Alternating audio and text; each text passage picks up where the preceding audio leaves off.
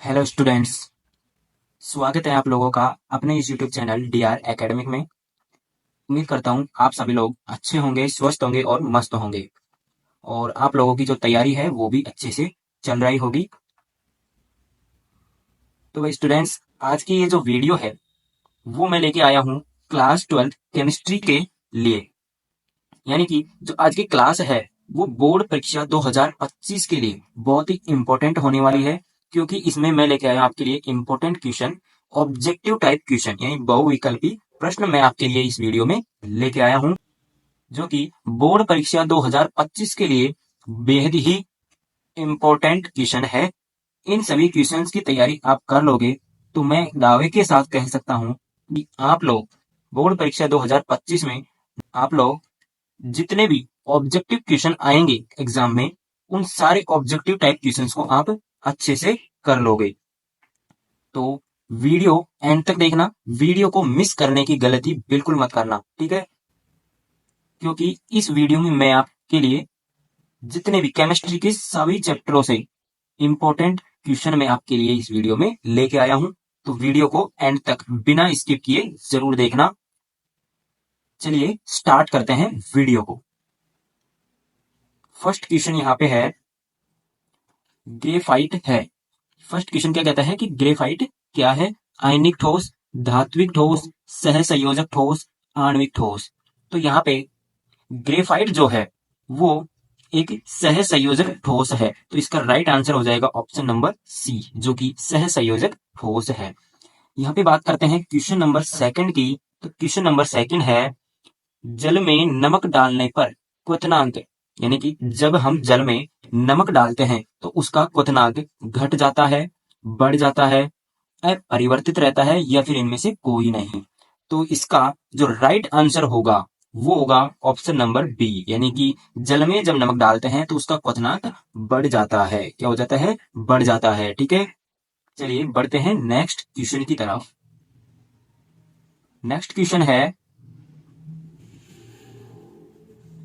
शुद्ध जल की मोलरता होती है। शुद्ध जल की मोलरता क्या होती है? ऑप्शन है 55.5 मोल, बी है 100 मोल, 18 मोल, 1 मोल। तो यहाँ पे इसका राइट आंसर हो जाएगा ऑप्शन नंबर ए, 55.5 मोल, ठीक है। यहाँ पे नेक्स्ट क्वेश्चन है, घनीय क्रिस्टल में कोर की लंबाई होती है। भाई जो घन होता है हमारे पास, जो घन होता है उसमें जो कोर होते हैं यानी कि जो किनारे होते हैं उनकी लंबाई बराबर होती है, यानी कि ए बराबर बी बराबर सी होती है, या फिर ए बराबर बी नॉट इक्वल सी होती है, A not equal B not equal C, या फिर alpha beta gamma equal to 120 degree होता है। तो इसका जो राइट आंसर होगा वो हमारे पास ऑप्शन नंबर ए हो जाएगा, यानी कि ए बराबर बी बराबर सी। कहने का मतलब ये है दोस्तों कि जो घन होता है उसमें किनारे जो होते हैं उन सभी किनारों की जो लंबाई होती है वो बराबर होती है, ठीक है। यहाँ पे नेक्स्ट क्वेश्चन है, मोलर चालकता की इकाई है। यहाँ पे मोलर चालकता की इकाई क्या है? यहाँ पे इसका जो राइट आंसर है वो ऑप्शन नंबर सी हो जाएगा। क्या हो जाएगा? ऑप्शन नंबर सी, ठीक है। तो यहाँ पे नेक्स्ट क्वेश्चन है, यहाँ पे अपना जो नेक्स्ट क्वेश्चन है वो है, तनुता बढ़ाने पर विशिष्ट चालकता। तनुता बढ़ाने पर विशिष्ट चालकता बढ़ती है, घटती है, या स्थिर रहती है, या फिर इनमें से कोई नहीं। तो इसका राइट आंसर हो जाएगा ऑप्शन नंबर बी, यानी कि तनुता बढ़ाने पर विशिष्ट चालकता जो है वो घट जाती है, ठीक है। यहाँ पे नेक्स्ट क्वेश्चन है, विशिष्ट चालकता की इकाई है। विशिष्ट चालकता, इसकी इकाई कौन कौन सी है? सेमी की power -2 ohm inverse, semi ohm inverse तुल्यांक inverse, semi inverse ohm inverse, या फिर सेमी की पावर -2 ओम। तो इसका राइट आंसर हो जाएगा ऑप्शन नंबर सी, यानी कि सेमी इनवर्स ओम इनवर्स, ठीक है। ये विशिष्ट चालकता की इकाई है, यानी कि इसका मात्रक है, ठीक है। नेक्स्ट क्वेश्चन है यहाँ पे, ताप बढ़ाने पर वेग स्थिरांक बढ़ेगा, घटेगा, या अपरिवर्तित रहेगा, या फिर इनमें से कोई नहीं। तो यहाँ पे ताप बढ़ाने पर जो वेग स्थिरांक है वो बढ़ता है, ठीक है। क्या होता है? बढ़ता है। तो यहाँ पे ऑप्शन नंबर ए राइट हो जाएगा। नेक्स्ट क्वेश्चन चलते हैं। नेक्स्ट क्वेश्चन है, प्रथम कोटि की अभिक्रिया के लिए वेग स्थिरांक की इकाई, यानी कि प्रथम कोटि की अभिक्रिया जो है उसके लिए वेग स्थिरांक का मात्रक क्या है? Mole litre inverse second inverse, litre mole inverse second inverse या फिर मोल लीटर इनवर्स।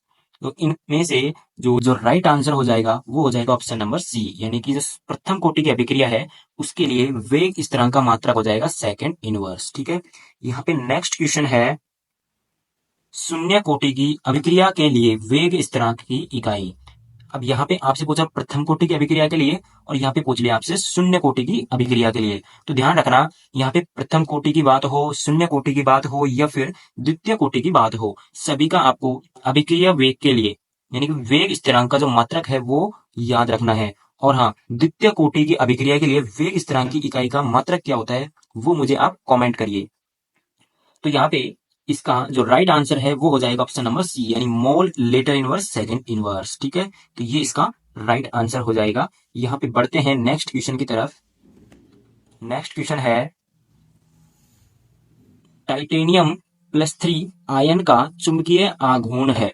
देखिए भाई, यहाँ पे जो ये टाइटेनियम +3 है इसकी जगह पे कोई और एलिमेंट का भी आपसे पूछ लिया जा सकता है चुंबकीय आघूर्ण। ठीक है, तो ये सभी आपको आने चाहिए। ठीक है, तो ये वेराइटी ऑफ क्वेश्चंस है। ठीक है, बहुत ही इंपॉर्टेंट क्वेश्चन है, वीडियो को स्किप मत कीजिए, पूरा देखिए वीडियो को, क्योंकि बहुत ही इंपॉर्टेंट क्वेश्चन है जो कि 2025 के एग्जाम में आपके इसमें से आने वाले हैं। ठीक है, तो यहाँ पे देखिए, टाइटेनियम +3 आयन का चुंबकीय आघूर्ण, यहाँ पे इसका जो राइट आंसर है वो हो जाएगा ऑप्शन नंबर सी, यानी कि 1.73 बोर मैग्नेट्रॉन। ओके, ये इसका ऑप्शन नंबर सी राइट हो जाएगा। नेक्स्ट क्वेश्चन है, लौह चुंबकीय धातुओं का समूह है। यहाँ पे लौह चुंबकीय धातुओं का ग्रुप आपको बताना है, इनमें से कौन सा होगा। Option A B C D इनमें से आपको बताना है। तो यहाँ पे इसका जो राइट आंसर हो जाएगा वो हो जाएगा ऑप्शन नंबर बी, यानी कि FeCO Ni का ग्रुप, जो कि हो जाएगा लौह चुंबकीय धातुओं का समूह। ठीक है, यहाँ पे चलते हैं नेक्स्ट क्वेश्चन की तरफ। यहाँ पे नेक्स्ट क्वेश्चन है आपका, लेंथेनाइड का सामान्य ऑक्सीकरण अंक होता है।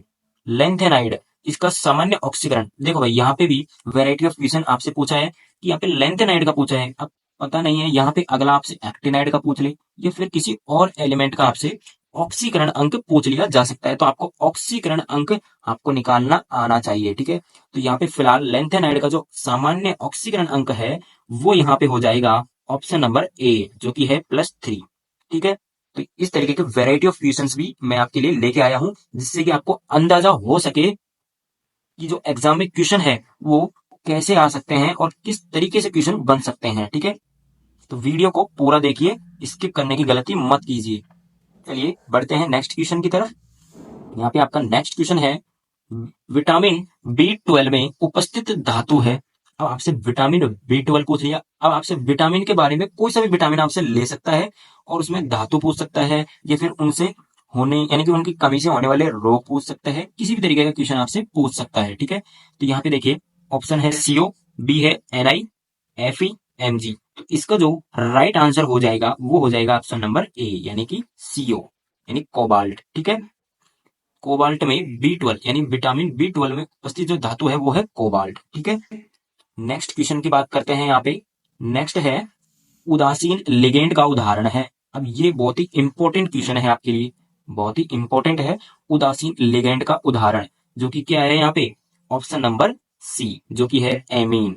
एमीन जो है वो उदासीन लिगेंड है भाई। ठीक है, ये बात आपको ध्यान में रहनी चाहिए, बहुत ही इंपॉर्टेंट क्वेश्चन है, एग्जाम में आ सकता है।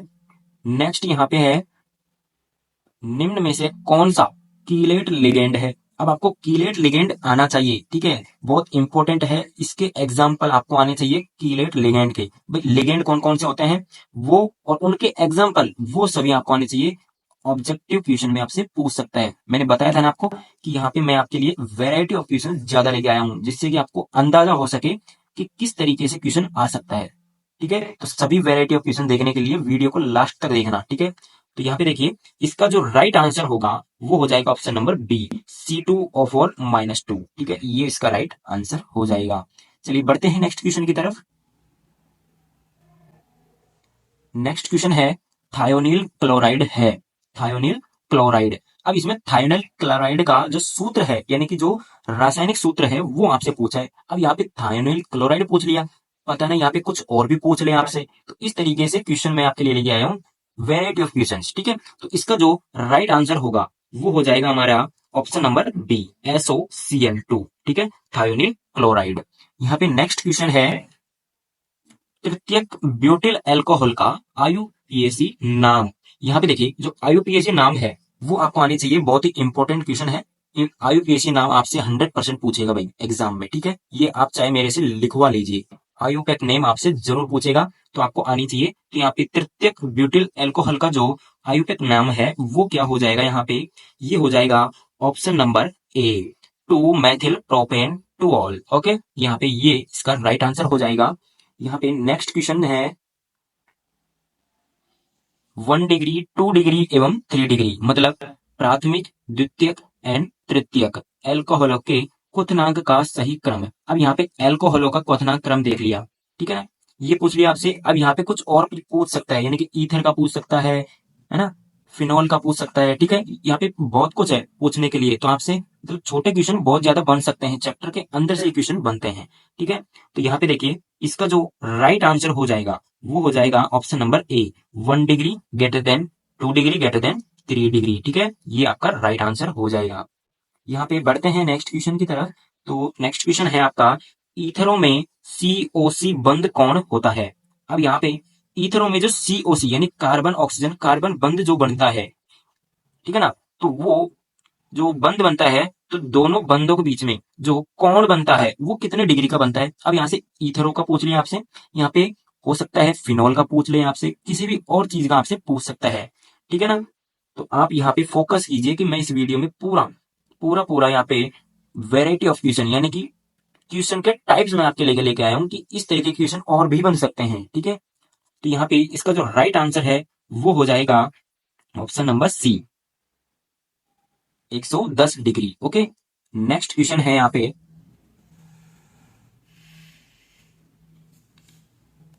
एमीन के एन परमाणु का संकरण क्या होता है। एमीन के एन परमाणु यानी एमीन में जो एन आता है उसका संकरण क्या होता है। अब यहाँ पे देखिए फिर से वही है ना, बस मैं यही बोलना चाह रहा हूँ कि वीडियो को एंड तक देखिए जिससे आपको पता लग सके कि जो क्वेश्चन मैं आपके लिए लेके आया हूँ उनके हिसाब से कितने तरीके के क्वेश्चन बन सकते हैं, ठीक है। तो यहाँ पे जो एमीन में एन परमाणु का संकरण है वो यहाँ पे इसका राइट आंसर हो जाएगा ऑप्शन नंबर सी, यानी sp3 संकरण यहाँ पे हो जाएगा इसका राइट आंसर। नेक्स्ट क्वेश्चन है आइसोप्रोपिल एमीन है, आइसोप्रोपिल एमीन यहाँ पे पूछ लिया प्राथमिक है, द्वितीयक है, तृतीयक है या फिर चतुष्क है। तो यहाँ पे आइसोप्रोपिल एमीन जो है वो यहाँ पे प्राथमिक एमीन है, तो इसका राइट आंसर हो जाएगा ऑप्शन नंबर ए। नेक्स्ट क्वेश्चन की बात करते हैं यहाँ पे। नेक्स्ट क्वेश्चन है हास्य गैस होती है, यहाँ पे हास्य गैस होती है N2O, ठीक है। यहाँ पे N2O जो गैस होती है वो हास्य गैस, मतलब इसको आप अगर अपने अंदर इसको आप सूंघते हो तो आप हंसने लग जाते हो बिना किसी वजह के, ठीक है, क्योंकि इससे क्या है गले में शरीर में पूरे में गुदगुदी होने लगती है, ठीक है, जिससे कि आपको हंसी आ जाए। तो ये होती है हास्य गैस जिसको हम N2O लिखते हैं, ठीक है। यहाँ पे नेक्स्ट क्वेश्चन है